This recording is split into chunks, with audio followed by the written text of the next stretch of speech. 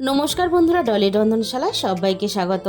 আর আজকে তোমাদের সাথে শেয়ার করব আলুর দমের সম্পূর্ণ একটা নতুন রেসিপি। আর এইভাবে আলুর দম বানিয়ে তোমরা গরম গরম লুচি, পরোটা, ফ্রাইড রাইস বা পোলাও বা সাদা ভাতের সাথে কিন্তু খেতে পারবে। আর এই রেসিপিটা খেতে এতটাই টেস্টি হয়, তোমরা কিন্তু যতক্ষণ না বানাবে বুঝতে পারবে না। ঘরোয়া পদ্ধতিতে একেবারে অনুষ্ঠান বাড়ির মতো আলুর দম কিন্তু তোমরা খুব সহজেই বানিয়ে নিতে পারবে। তাহলে রেসিপিটা কেউ কিন্তু স্কিপ করে দেখো না, রেসিপিটা শেষ পর্যন্ত দেখার জন্য তোমাদের কাছে আমার অনুরোধ রইল। এখানে আমি 500 গ্রাম পরিমাণ আলু আগে থেকে কেটে নিয়েছি। আর আলুগুলো কাটার পরে খুব ভালোভাবে ধুয়ে পরিষ্কার করে নিয়েছি। আর আলুগুলো একটু বড় বড় টুকরো করে আমি কেটে নিয়েছি। এবার তাহলে রান্নার দিকে যাওয়া যাক। প্রথমে আমি কড়াইয়ের মধ্যে দিয়ে দিলাম পরিমাণ মতো সর্ষের তেল। আমি এই রেসিপিটা সর্ষের তেল দিয়ে করব, কারণ সর্ষের তেল দিয়ে করলে তাহলে রান্নার স্বাদটা অনেক বেশি ভালো হয়। তবে তোমরা তোমাদের সুবিধা মতো যে কোনো তেলেই রান্নাটা করতে পারো। তেলটা খুব ভালোভাবে গরম করে নিয়ে কেটে রাখা আলুগুলো তেলের মধ্যে ভাজার জন্য দিয়ে দিলাম। এবার আমি আলুর মধ্যে দিয়ে দেব স্বাদ মতো লবণ। আর লবণের সাথেই আমি অল্প পরিমাণ হলুদ গুঁড়ো দিয়ে দিলাম। এবার আমি একটু সময় নিয়ে লবণ আর হলুদ দিয়ে আলুগুলোকে বেশ লালচে করে ভেজে নেব। আলুগুলো এদিকে ভাজা হতে থাক, আমি এই ফাঁকে একটা মশলা বানিয়ে নেব। মশলাটা বানানোর জন্য প্রথমে আমি মিক্সির জারের মধ্যে দিয়ে দিলাম বেশ কয়েকটা ভাঙা কাজু বাদাম। আর সাথেই আমি এখানে দিয়ে দেবো চায়ের বড় চামচের 1.5 চামচ পরিমাণ পোস্ত। প্রথমে আমি শুকনো উপকরণগুলো খুব ভালোভাবে মিক্সির জারের মধ্যে শুকনো অবস্থাতে ঘুরিয়ে নিয়েছি। এইভাবে যদি একটু ঘুরিয়ে নেওয়া হয় তাহলে কিন্তু খুব ভালোভাবে পেস্ট হয়ে যাবে। এবার আমি মিক্সির জারের মধ্যে দিয়ে দেবো অল্প পরিমাণ জল। এবার আমি জল দিয়ে খুব ভালোভাবে একটা পেস্ট বানিয়ে রেডি করে নিয়েছি। কাজু বাদাম আর পোস্ত বাটাটা আমি একটা বাটির মধ্যে ঢেলে নিলাম। আমি একই সাথে আরও একটা মশলা বানিয়ে নেব। তার জন্য আমি ওই একই মিক্সির জারের মধ্যে দিয়ে দিলাম ছোট সাইজের টমেটোর 1.5খানা টমেটোর টুকরো। আর সাথে আমি দিয়ে দিলাম 6 টুকরো আদা। আর সাথে দিয়ে দিলাম আমি 2টো ঝালের জন্য পাকা কাঁচা লঙ্কা। এবার আমি অল্প পরিমাণ জল দিয়ে সবকিছু একসাথে খুব ভালোভাবে একটা পেস্ট বানিয়ে রেডি করে নিয়েছি। আবারও আমি রান্নার দিকে চলে যাব। আর মশলাটা বানানোর সাথে সাথে আমি কিন্তু আলুগুলোকে খুব ভালোভাবে নাড়াচাড়া করে ভেজে নিয়েছিলাম। আলুগুলো আমি বেশ লালচে করে ভেজে নিয়েছি। এবার সমস্ত আলুগুলো আমি কড়াই থেকে নামিয়ে নেব।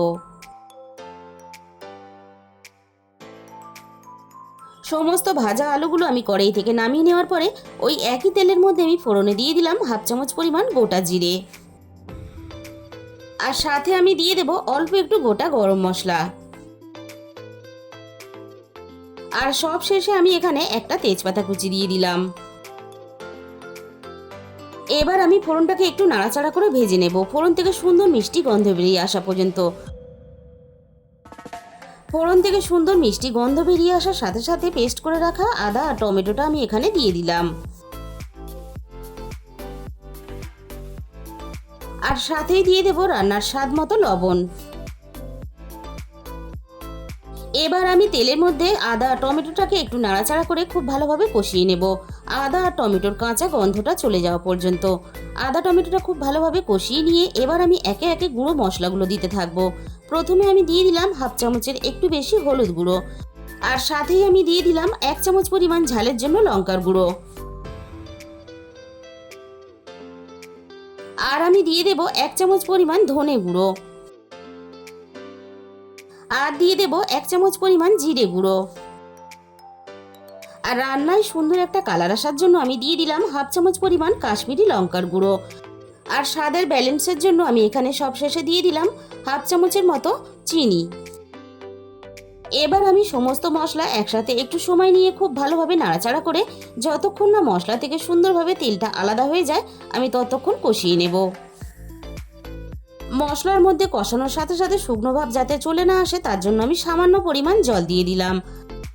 আবারও আমি মশলাটাকে নাড়াচাড়া করে খুব ভালোভাবে কষাতে থাকবো। মশলাটা আমি মিনিট 5-এর মতো খুব ভালোভাবে কষিয়ে নিয়েছি।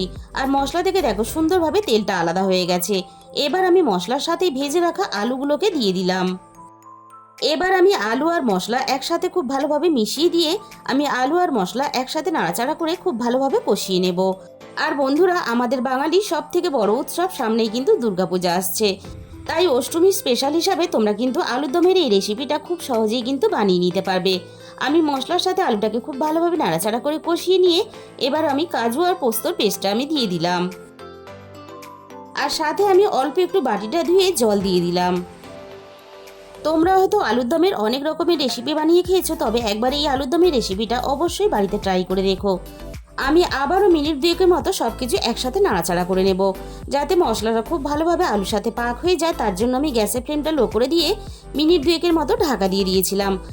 মিনিট দুয়েক পরে আমি কড়াই থেকে ঢাকাটাকে সরিয়ে নিলাম। আর আলুর দমের কালারটা দেখে তোমরা বুঝতেই পারছো কতটা সুন্দরভাবে মশলাটাকে কষানো হয়েছে। আমি এখানে আরও মিনিট খানেকের মতো নাড়াচাড়া করে একটু কষিয়ে নিলাম। তবে খুব বেশিক্ষণ কিন্তু কাজু পোস্ত দিয়ে কষাবে না, তাহলে কাজু পোস্তর স্বাদটা কিন্তু নষ্ট হয়ে যাবে। আর কষানোর সাথে সাথে দেখো আলুগুলো খুব ভালোভাবে কিন্তু সিদ্ধভাব চলে এসেছে। এবার আমি এখানে দিয়ে দেবো রান্নায় প্রয়োজন মতো আলু সিদ্ধ হওয়ার জন্য জল। আমি এই রান্নাটা একটু মাখামাখা করে করব, তাই সেই হিসাব করে আমি জলটা দিয়ে দিলাম। তোমরা যদি একটু ঝোল রাখতে চাও তাহলে সেই হিসাব করে জলটা দিয়ে দেবে। আর জলের পরিমাণটা একটু কম মনে হয়েছিল, তাই আমি আরও একটু জল দিয়ে দিলাম। এবারে আমি সব কিছু একসাথে নাড়াচাড়া করে খুব ভালোভাবে মিশিয়ে দিলাম। আর আলুগুলো খুব ভালোভাবে সিদ্ধ হওয়ার জন্য আমি এখানে কিছুক্ষণের জন্য ঢাকা দিয়ে দেব। প্রায় মিনিট 20 পরে আমি কড়াই থেকে ঢাকাটাকে সরিয়ে নিলাম। আর গ্রেভিটা কিন্তু এখানে অনেকটাই কমে গেছে, আর আলুগুলো কিন্তু খুব ভালোভাবে সিদ্ধ হয়ে গেছে। অল্প একটু কাসুরি মেথি আমি হালকা করে গরম করে নিয়েছিলাম। এবারে আমি কাসুরি মেথিটা হাত দিয়ে এইভাবে একটু গুঁড়ো করে দিয়ে দিলাম। আর কাসুরি মেথির সাথেই আমি এখানে 1 চামচ পরিমাণ দিয়ে দিলাম গরম মশলা গুঁড়ো। অল্প একটু কাসুরি মেথি হালকা একটু গরম করে নিয়ে এইভাবে হাত দিয়ে গুঁড়ো করে দিলে তাহলে কিন্তু রান্নায় একটা দুর্দান্ত ফ্লেভার আসে। সব কিছু একসাথে নাড়াচাড়া করে আমি খুব ভালোভাবে মিশিয়ে দিয়ে আমি এবার গ্যাসের ফ্লেমটা পুরোপুরি বন্ধ করে দিয়ে মিনিট 5 মতো ঢাকা দিয়ে দিলাম। 5 মিনিট পরে আমি কড়াই থেকে ঢাকাটাকে সরিয়ে তোমাদের দেখিয়ে দেবো, দেখো রান্নাটা দেখতে কতটা লোভনীয় হয়েছে। এবার আমি একটা বাটির মধ্যে তোমাদের পরিবেশন করে দেখিয়ে দেবো। তাহলে বন্ধুরা, আজকের এই রেসিপিটা ভালো লাগলে অবশ্যই ভিডিওতে একটা লাইক করে দিও আর নিজেদের বন্ধুদের মধ্যে শেয়ার করে দিও। আর যে সমস্ত নতুন বন্ধুরা এখনও পর্যন্ত আমার চ্যানেলটাকে সাবস্ক্রাইব করনি, এরকম নতুন নতুন রেসিপি পেতে আমার চ্যানেলটাকে সাবস্ক্রাইব করে পাশে থাকা বেল আইকনটা ক্লিক করে অল করে দিও। তাহলে আমি যখনই কোনো নতুন রেসিপি আপলোড করব সবার আগে তোমার কাছে পৌঁছে যাবে। আর তার সাথে সাথে আমার চ্যানেলটাকে হাইপ করে দিও, যাতে আমি তোমাদের সাথে আরও নতুন নতুন রেসিপি শেয়ার করতে পারি। আর তোমাদের মূল্যবান সময় দিয়ে আমার এই রেসিপিটা শেষ পর্যন্ত এতক্ষণ সময় ধরে দেখার জন্য তোমাদের সবাইকে অসংখ্য ধন্যবাদ। আজকে তাহলে এই পর্যন্ত, দেখা হবে অন্য কোনো নতুন রেসিপির সাথে।